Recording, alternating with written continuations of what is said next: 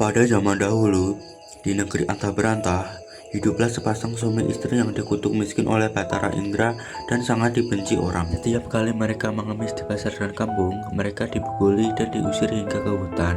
Oleh karena itu, tinggallah sepasang suami istri itu di hutan dan memakan batang kayu dan buah-buahan. Setelah beberapa lama, istri si miskin hamil selama 3 bulan. Sang istri ingin sekali memakan buah mangga yang tumbuh di taman raja. Si miskin pun terkejut hatinya karena dahulu ia di keindraan waktu menjadi raja, ia tidak ingin memiliki anak.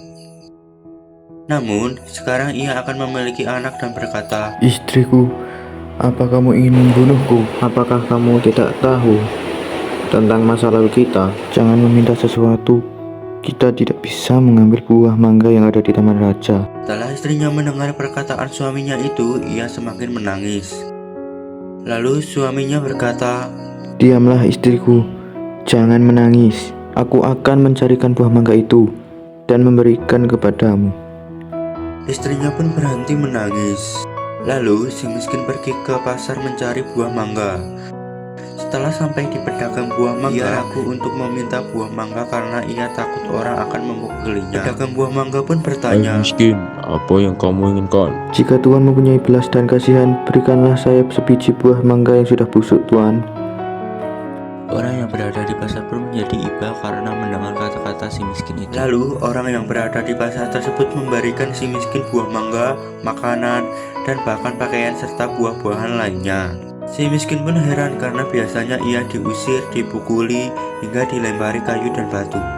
Setelah ia berpikir seperti itu di dalam hatinya, ia pun pergi ke hutan menemui istrinya. Istriku, ini buah mangga, makanan, pakaian, dan beberapa buah-buahan. Kemudian istrinya menginjak-injak apa yang diperoleh si miskin tersebut sambil menceritakan apa yang terjadi. Istrinya pun menangis dan tidak mau makan jika bukan buah mangga yang ditanam di taman raja dan berkata, Biarkan saja aku mati. Si miskin pun sangat terpukul melihat perbuatan istrinya. Kemudian ia pergi menghadap Maharaja Indradewa yang saat itu sedang mengadakan pertemuan raja. Lalu ia masuk ke dalam dan baginda raja pun bertanya, Hai miskin, apa yang kamu Si inginkan? miskin pun menjawab sambil bersujud, Tuanku, ampunilah hamba. Hamba datang ke sini ingin meminta buah mangga yang sudah jatuh ke tanah tuanku. Apa yang ingin kau lakukan dengan buah mangga itu? Untuk dimakan, tuanku. Si raja menyuruh prajuritnya. Tolong, ambilkan setangkai buah mangga itu untuk si miskin. Kemudian diambilkanlah buah mangga tersebut untuk si miskin yang sedang sujud kepada baginda raja. Setelah itu, si miskin pun berjalan pulang ke rumahnya.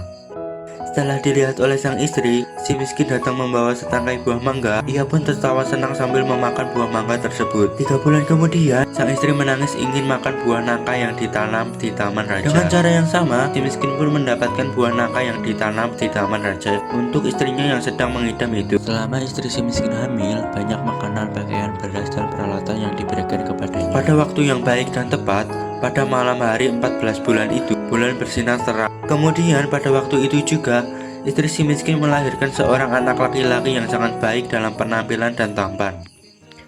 Anak itu diberi nama Marakarmah, yang artinya anak dalam kesulitan. Dengan takdir Allah Subhanahu wa Ta'ala melimpahkan kepada hambanya, si miskin pun menggali tanah untuk membuat tempat tinggal untuk keluarga kecilnya. Ketika ia menggali tanah untuk menancapkan tiang, ia menemukan kotak besar yang berisi banyak emas.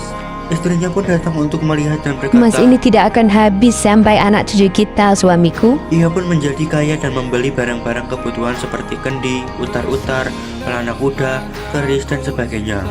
Setelah kembali dari membeli barang-barang tersebut, ia mandi dengan jeruk nipis.